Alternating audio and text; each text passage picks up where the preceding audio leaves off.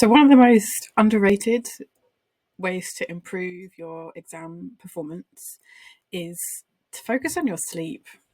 When you're asleep, your brain is preparing and organizing all of the information that you've absorbed that day, processing memories, which is why you have dreams about random things that you've seen that day, and you might not even remember them. And then you get some weird dreams. Repairing anything in your body from any exercise that you've done that day, anything that you've digested, and all of this stuff that's really important for you to have a good day when you wake up. So if we're not getting enough sleep, then your mood would suffer, your immune system can suffer, your memory will suffer, and concentration and your focus. So obviously school days are going to be more challenging, and exams and revision are going to be more challenging. So throughout the year, it's really important to focus on the sleep that you're getting. So how can you improve that? The first up, I'd say, working on a regular sleep schedule.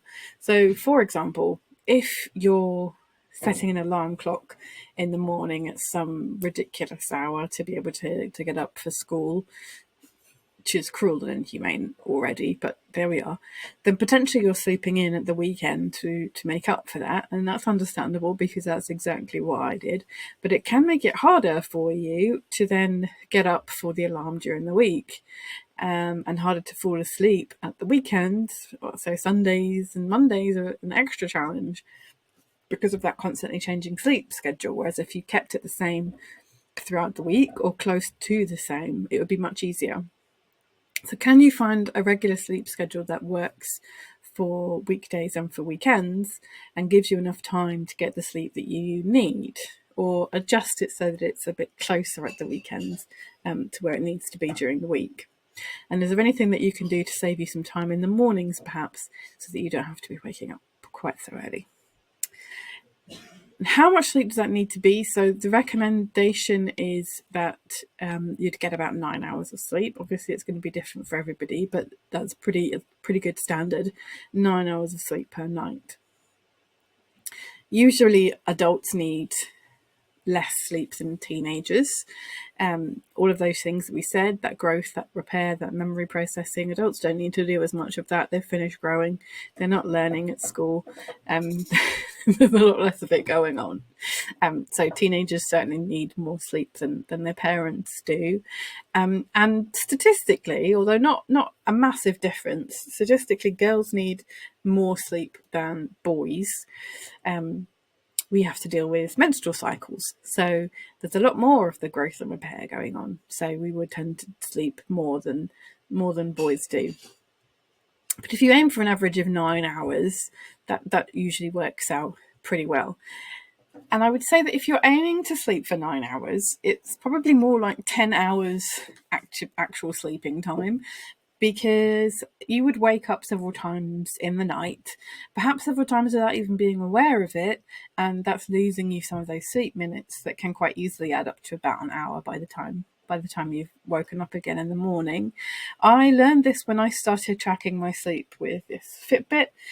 You can also track your sleep with an app on your phone, so you don't have to go and purchase a smartwatch to be able to do that.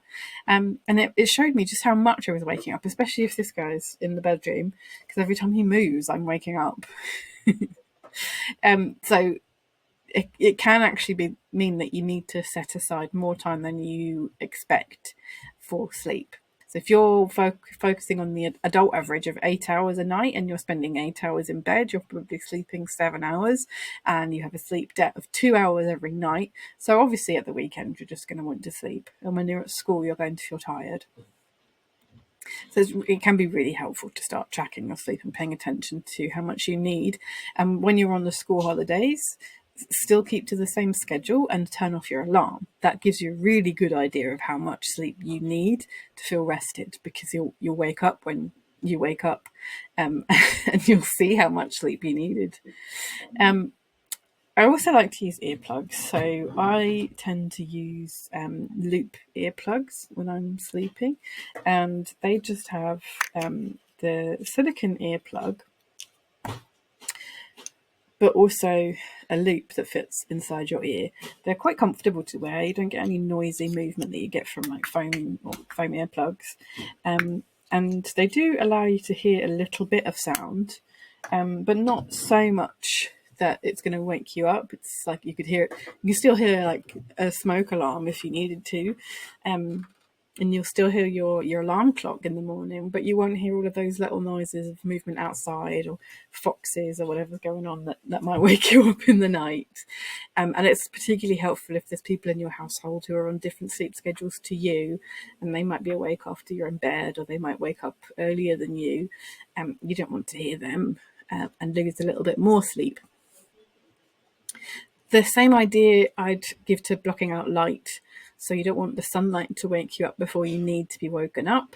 You can get blackout curtains. You can use an eye mask, or just block the windows with paper or something so that you're not being woken up by the sunlight in the morning. That can be quite disruptive to your sleep, especially in the summer.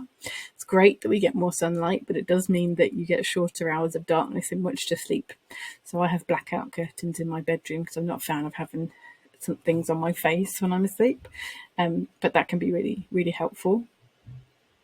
Psychologically, it can be helpful to separate your sleep and study space. So if you do your homework in bed, that's going to disrupt your sleep because it's going to be harder for you to switch off when you're in the space that you do your active thinking.